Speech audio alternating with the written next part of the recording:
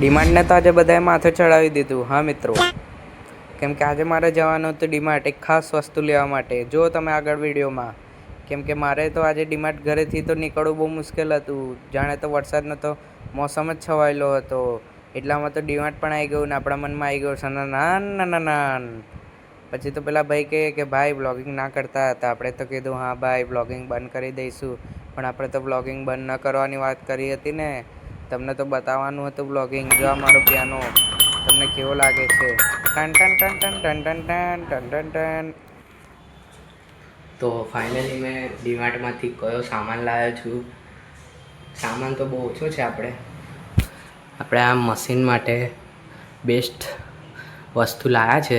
જો તમને બતાવું, જો એરિયલનું ફ્રન્ટ લોડનું લિક્વિડ છે, જે આપણાને પડ્યું છે 304 રૂપિયામાં પડ્યું છે. આપણે જો કે સારું આવે છે એરિયલનું. ટાટાના